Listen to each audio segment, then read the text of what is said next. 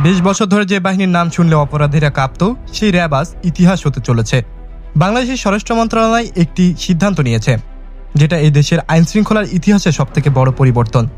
Rapid action battalion বিলুপ্ত, তার জায়গায় আসছে সম্পূর্ণ নতুন একটি বাহিনী। কিন্তু প্রশ্ন হলো, শুধু নাম বদলালেই কি বদলে যাবে সবকিছু, নাকি পুরনো সিস্টেম নতুন ইউনিফর্মে ফিরে আসবে? আজকের ভিডিওতে এই প্রশ্নেরই উত্তর খুঁজবো আমরা। তো চলুন শুরু করা যাক।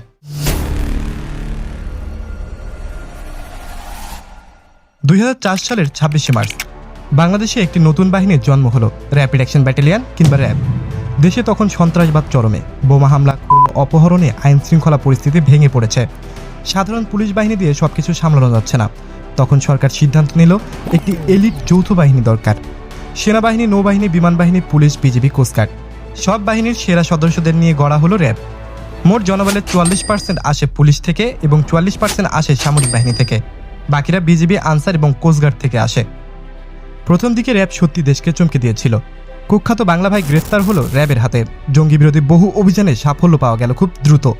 কিন্তু তারপরে র্যাব যত শক্তিশালী হলো, ততই বাড়তে লাগলো অভিযোগের পাহাড়। হিউম্যান রাইটস, অ্যামনেস্টি ইন্টারন্যাশনাল, জাতিসংঘের মানবাধিকার সংস্থা সবাই একে একে র্যাবের বিরুদ্ধে রিপোর্ট দিল। ক্রসফায়ার, গুম, বিচার বহির্ভূত হত্যা, এই 3টি শব্দ র্যাবের নামের সাথে অবিচ্ছেদ্য হয়ে গেল। 2010 সালে র্যাবের নিজস্ব কর্মকর্তারাই স্বীকার করেছেন ক্রসফায়ারে 622 জনের মৃত্যু হয়েছে। কিন্তু মানবাধিকার সংস্থাগুলোর দাবি সংখ্যাটি 1000-এরও বেশি। তারপর এলো সেই কালো অধ্যায়।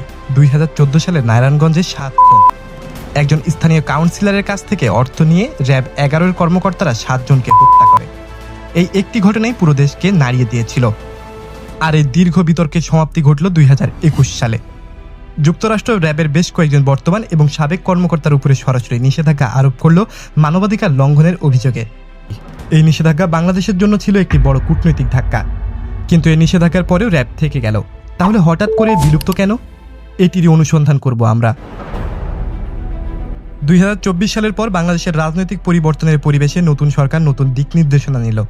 আইন শৃঙ্খলা বাহিনীর সংস্কার এলো সবার আগে। স্বরাষ্ট্র মন্ত্রণালয় একটি খসড়া আইন প্রস্তুত করেছে। এই খসড়ায় স্পষ্টভাবে বলা হয়েছে 1979 সালের আর্মস পুলিশ ব্যাটালিয়নের অধ্যাদেশে অধীনে গঠিত র্যাব বিলুপ্ত করা হবে। তার জায়গায় আসবে সম্পূর্ণ নতুন একটি বাহিনী, নাম স্পেশাল রেসপন্স ব্যাটালিয়ন বা এসআরবি। সূত্র বলছে, নতুন বাহিনী গঠনের মূল উদ্দেশ্য হলো আইন শৃঙ্খলা কার্যক্রমকে আরও স্বচ্ছ, জবাবদিহিতামূলক এবং গণমুখী করা। আন্তর্জাতিক মহলে বাংলাদেশের ভাবমূর্তি পুনরুদ্ধারও একটি বড় কারণ হতে পারে। কিন্তু এসআরবি আসলে কেমন হবে, এর ক্ষমতায় বা কি, কাঠামো কি, এবং সবথেকে গুরুত্বপূর্ণ, র্যাবের সাথে আসলে পার্থক্য কতটুকু, চলুন জেনে নেই। খসড়া আইনে এসআরবি সম্পর্কে বেশ কিছু গুরুত্বপূর্ণ বিষয় উল্লেখ আছে। প্রথমত, এসআরবি হবে বাংলাদেশ পুলিশের সহায়ক একটি বিশেষ ইউনিট। কিন্তু এর নিয়ন্ত্রণ, পরিচালনা, শৃঙ্খলা এবং কার্যক্রম পরিচালিত হবে সম্পূর্ণ আলাদা আইনের মাধ্যমে। অর্থাৎ পুলিশের সাথে সম্পর্ক থাকলেও এটি পুলিশ নয়, পুরোপুরি আলাদা সত্তা। দ্বিতীয়ত, এই খসড়া আইনে মন্ত্রিসভার প্রাথমিক অনুমোদনের পরে যাবে আইন, বিচার এবং সংসদীয় মন্ত্রণালয়ের ভেটিংয়ে। তারপর চূড়ান্তভাবে সংসদে উত্থাপিত হবে।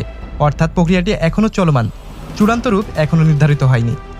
কিন্তু বিশ্লেষকরা বলছেন, কাঠামোর পার্থক্য যতটুকুই থাকুক, আসল পরিবর্তন হবে জবাবদিহিতার ব্যবস্থায়। র্যাবের সবথেকে বড় সমস্যা ছিল কোনো কার্যকর জবাবদিহিতা ছিল না। ক্রসফায়ারে কেউ মারা গেলে তদন্ত হতো না, কোনো প্রশ্ন উঠত না। এসআরবির ক্ষেত্রে সেই শূন্যতা পূরণ হবে কিনা, সেটাই হবে আসল পরীক্ষা। আর এখনও যদি আপনি আমার চ্যানেলটি সাবস্ক্রাইব করে না থাকেন, তাহলে এখনই করে ফেলুন। এই ধরনের সংস্কার কিন্তু বাংলাদেশেই প্রথম নয়। বিশ্বের বিভিন্ন দেশে এমন এলিট ফোর্স সংস্করণের নজির আছে। ফিলিপাইনে একসময় মেডপোকম নামে একটি বিতর্কিত বাহিনী ছিল। দশকের পর দশক মানবাধিকার লঙ্ঘনের অভিযোগের পর সেটি ভেঙে দেওয়া হলো, নতুন কাঠামো তৈরি হলো। কিন্তু পুরনো কর্মকর্তারাই নতুন পোশাকে ফিরে আসায় পরিস্থিতি তেমন বদলায়নি। কেনিয়াতেও অনুরূপ ঘটনা ঘটেছে। বিতর্কিত পুলিশ ইউনিট ভেঙে দিয়ে নতুন ইউনিট করা হয়েছে। কিন্তু কর্মকর্তা, কালচার এবং কমান্ড স্ট্রাকচার একই থাকায় পরিবর্তন ছিল শুধু কাগজে এবং কলমে। দক্ষিণ আফ্রিকায় অ্যাপার্থেড পরিবর্তন পুলিশের সংস্কার তুলনামূলকভাবে সফল হয়েছে, কারণ সেখানে শুধু নাম বদলানো হয়নি, পুরো জবাবদিহিতার কাঠামো বদলে দেওয়া হয়েছে। তাহলে এসআরবি যাবে কোন পথে, সেটাই আমরা এখন দেখব। এই সিদ্ধান্ত ঘোষণার পর থেকে 3টি বড় প্রশ্ন সামনে এসেছে। প্রথমত, লোকবল কি হবে? র্যাবে এখন প্রায় 12,000 সদস্য আছেন। এরা কি সবাই এসআরবিতে যাবেন? তাহলে পুরনো কালচার কি নতুন বাহিনীতে ঢুকে পড়বে না? যারা বিচারবহিত কার্যক্রমে জড়িত ছিলেন তাদের কি বিচার হবে? দ্বিতীয়ত, জবাবদিহিতার মেকানিজম কি? শুধু নাম বদলালে কিছু হবে না। এসআরবির জন্য স্বাধীন তদন্ত সংস্থা থাকবে কিনা, নাগরিক অভিযোগের ব্যবস্থা থাকবে কিনা, বিচারিক নজরদারি নিশ্চিত হবে কিনা, এই প্রশ্নগুলোর উত্তর পাওয়া পর্যন্ত সংস্কার কতটা গভীর তা বলাই যাচ্ছে না। তৃতীয় প্রশ্ন হবে, আন্তর্জাতিক নিষেধাজ্ঞা উঠবে কিনা। 2021 সালে যুক্তরাষ্ট্র র্যাবের কর্মকর্তাদের উপরে যে নিষেধাজ্ঞা দিয়েছে, এসআরবি গঠিত হলে কি সেই নিষেধাজ্ঞা উঠে যাবে, নাকি যুক্তরাষ্ট্র কার্যকর সংস্কারের প্রমাণ দেখতে চাইবে? কূটনৈতিক বিশ্লেষকরা বলছেন, শুধু নাম বদলালে নিষেধাজ্ঞা উঠবে না, কার্যকর জবাবদিহিতার প্রমাণ দিতে হবে। আমার এই বিশ্লেষণে একটি বিষয় ভুলে যাওয়া কিন্তু ঠিক হবে না। র্যাব কিন্তু শুধু বিতর্কই করেনি, 2 দশকে বহু সত্যিকারের সাফল্য এনেছে। জঙ্গি সংগঠন হিজবুত তাহরির জামায়াতুল মুজাহিদিনের মতো গোষ্ঠীর বিরুদ্ধে অভিযান সফলভাবে করেছে র্যাব। মাদক পাচারকারী নেটওয়ার্ক ভেঙে দিয়েছে, সংগঠিত সন্ত্রাসী চক্র নির্মূল করা হয়েছে। বিশেষজ্ঞরা বলছে, র্যাবের অপারেশনাল দক্ষতা ছিল উল্লেখযোগ্য এবং তা চোখে পড়ার মতো। সমস্যা ছিল নজরদারির অভাব। অর্থাৎ র্যাবের অভিজ্ঞ এবং সৎ সদস্যরা দেশের নিরাপত্তায় প্রকৃত অবদান রেখেছেন। সেই অভিজ্ঞতা ধরে রেখে দুর্নীতি এবং বিচার বহির্ভূত কার্যক্রম বন্ধ করাই হওয়া উচিত আসল লক্ষ্য। এখন আসি মূল বিশ্লেষণে। এসআরবি সত্যিকারের পরিবর্তন আনতে পারবে কিনা সেটা নির্ভর করে আরও 3টি বিষয়ের উপরে। প্রথমত, আইনগত কাঠামো। এসআরবির জন্য যে আদালত আইন তৈরি হবে, সে আইনে কি স্পষ্ট সীমানা থাকবে? কোন পরিস্থিতিতে বল প্রয়োগ করা যাবে আর কোন পরিস্থিতিতে প্রয়োগ করা যাবে না, এই প্রশ্নের উত্তর আইনের ভাষায় স্পষ্ট থাকতে হবে। দ্বিতীয়ত, স্বাধীন নজরদারি। কোনো বাহিনী নিজের বিচার করতে পারে না।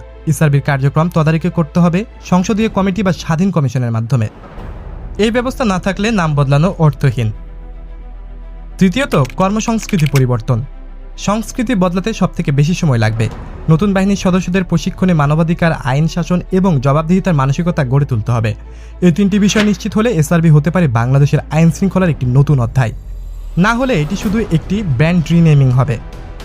র্যাব থেকে এসআরবি, এই যাত্রাটি শুধু একটি বাহিনীর নাম বদলানোর গল্প নয়, এটি বাংলাদেশের রাষ্ট্রীয় কাঠামোর একটি গভীর আত্মজিজ্ঞাসার গল্প। একটি দেশের নিরাপত্তা বাহিনী কতটা শক্তিশালী হবে আর সেই শক্তির উপরে জনগণের নিয়ন্ত্রণ কতটা থাকবে, এই ভারসাম্যটাই গণতন্ত্রের আসল পরীক্ষা। র্যাব 2 দশকে প্রমাণ করেছে, জবাবদিহিহীন ক্ষমতা যতই শক্তিশালী হোক, দীর্ঘমেয়াদে সেটা দেশের ক্ষতি করে। এসআরবি সেই শিক্ষা কাজে লাগাতে পারে। এসআরবি সেই শিক্ষা কাজে লাগাতে পারলে বাংলাদেশের নিরাপত্তা ব্যবস্থায় একটি নতুন যুগ শুরু হবে। কিন্তু সেটা পারবে কিনা সেটা দেখার জন্য আমাদেরকে অপেক্ষা করতে হবে। আপনাদের কাছে প্রশ্ন রইল, এসআরবি কি আসলে পরিবর্তন নিয়ে আসতে পারবে, নাকি এটা শুধু নাম বদলানোর নাটক? কমেন্টে আপনার মতামত জানান। ভিডিওটি ভালো লাগলে লাইক দিন, শেয়ার করুন এবং চ্যানেলটি সাবস্ক্রাইব করুন, কারণ বাংলাদেশের প্রতিরক্ষা এবং নিরাপত্তার প্রতিটি গুরুত্বপূর্ণ আপডেট আমরা এখানে বিশ্লেষণ করি। দেখা হবে পরের ভিডিওতে। আল্লাহ হাফেজ।